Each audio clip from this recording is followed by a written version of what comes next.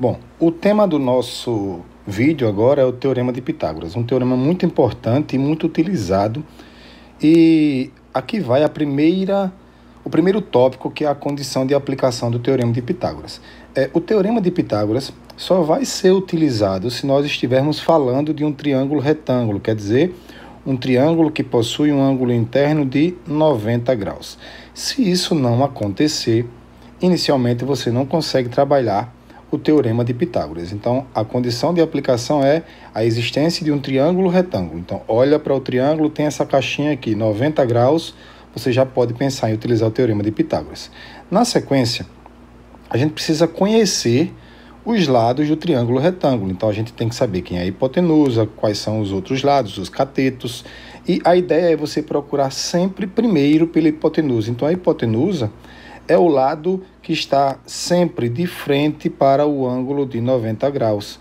A hipotenusa é o maior lado do triângulo retângulo. Então, acha primeiro a hipotenusa, os dois lados que sobrarem são os catetos. Então, aprendendo a localizar a hipotenusa, o que sobra de lado será cateto, ok? É a segunda parte importantíssima para você conseguir aplicar o Teorema de Pitágoras. Na sequência, nós precisamos analisar a ideia do Teorema de Pitágoras. O Teorema de Pitágoras é uma equação onde Pitágoras entende que o quadrado da hipotenusa, então, essa medida aqui, elevada ao quadrado, é a mesma coisa que pegar essas duas medidas aqui, elevá-las ao quadrado também e somá-las. Então, o Teorema de Pitágoras nada mais é do que uma equação onde o quadrado do maior lado do triângulo retângulo é igual à soma dos quadrados dos outros lados restantes, ou resultantes. Então, isso aqui é a fórmula do Teorema de Pitágoras. É a equação que representa o Teorema de Pitágoras. Bom, eu trouxe aqui a aplicação do Teorema de Pitágoras. Então, continuei aqui com a ideia da fórmula. Hipotenusa, sempre observando isso, a hipotenusa é sempre o lado que está de frente para o ângulo de 90 graus, e a hipotenusa ela fica sozinha do lado esquerdo aqui da minha equação, e os outros catetos, certo? Também elevados ao quadrado e somados, será o mesmo valor da hipotenusa ao quadrado. Então, está aqui o Teorema de Pitágoras, e aqui a gente vai para uma aplicação. Eu coloquei aqui uma representação de um triângulo pitagórico, daqui a pouco a gente vai falar sobre ele, tá? Onde a hipotenusa elevada ao quadrado, certo? É igual ao quadrado de um dos catetos somado ao quadrado do outro cateto. Então, perceba, eu tenho aqui os mesmos valores dos dois lados da minha equação. Então, essa daqui é a ideia da aplicação do Teorema de Pitágoras. Agora, como é que eu aplico o Teorema de Pitágoras na prática, né?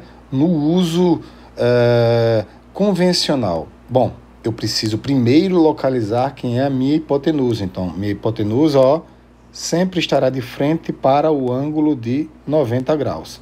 Então, a minha hipotenusa vai ser x ao quadrado. E os meus catetos, os restantes, serão 6 ao quadrado mais 4 ao quadrado. Então, eu tenho aqui, x ao quadrado é igual a 36 mais 16.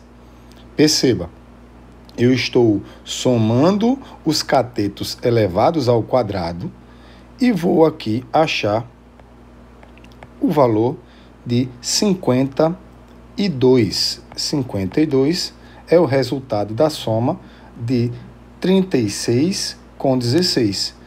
Aí, o que é que eu faço aqui? Eu uso o princípio da equivalência e aplico a raiz quadrada dos dois lados, porque eu tenho aqui um x elevado ao quadrado e tenho como resultado raiz de 52. Raiz de 52 não é exata, pode ficar assim sem problema nenhum. Ou, se houver a possibilidade de uma outra raiz, você simplificar ela, você simplifica. Mas eu quero só que você preste atenção na aplicação. O resultado, nesse primeiro momento aqui, ele é segundo plano, tá bom? Então, vamos para a próxima aqui. Ó, hipotenusa ao quadrado, 20 ao quadrado, é igual a 12 ao quadrado mais x ao quadrado. 20 ao quadrado é 400. 12 ao quadrado é 144 mais x ao quadrado. Então, vai ficar 400 menos 144, que é igual a x ao quadrado. Se eu tiro de 400 100, fica 300. Se eu tiro 40 de 300, fica 260. E se eu tiro 4 dos 260, vai ficar 256. X ao quadrado é igual a 256. E aí, vou trocar a posição aqui para não ficar troncho, né? X ao quadrado é igual a 256. Você aplica o princípio da equivalência, vai ter x igual a raiz quadrada de 256.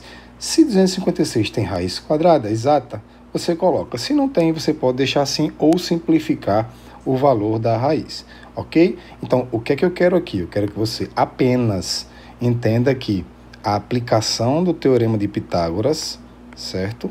É feita desta forma. Você precisa saber quem é a hipotenusa e quem são os catetos. Quem é a hipotenusa e quem são os catetos. Se você sabe disso, você consegue resolver centenas de questões relacionadas ao Teorema de Pitágoras. Agora vamos para a última parte. Na última parte eu tenho aqui uma dica que são, na realidade, os triângulos pitagóricos, né? O que é um triângulo pitagórico? É um triângulo que tem lados medindo 3, 4 e 5. 3, 4 e 5. 3, 4 e 5. Então, perceba, se eu vejo um triângulo que tem lados 3 e 5, agora preste atenção nessa dica, tá? A hipotenusa, ela tem que ser 5 ou um múltiplo de 5. Quer dizer, números terminados em 5 ou 0. Tipo, 5, 10, 15, 20, 25 e assim por diante. Eu olho para a minha hipotenusa. Se ela é um número terminado em 5 ou um múltiplo de 5, eu já fico atento, porque possivelmente pode ser um triângulo pitagórico. Então, se a minha hipotenusa é 5 e um cateto meu é 3, obrigatoriamente o outro cateto será 4. Olha lá, se eu tenho a hipotenusa 5 e um cateto meu é 4, obrigatoriamente o meu outro lado será 3. 3, 4, 5, 3, 4, 5 é um triângulo pitagórico. Ora, se eu tenho um cateto 3 e um outro cateto 4, obrigatoriamente minha hipotenusa será 5. 3, 4, 5 é um triângulo pitagórico. Ok? Tranquilo? E eu deixei isso aqui embaixo para você poder testar. Agora, mais uma vez, atenção na seguinte hipótese. Pense que você pode ter triângulos pitagóricos com múltiplos de 3, 4 e 5. Então, qual é a dica? A dica é sempre você deixar o 5, o 4 e o 3 estabelecidos quando você perceber que há uma relação entre esses números e os números que estão postos ali. Exemplo, se eu dividir esse 15 por 5, vai dar 3.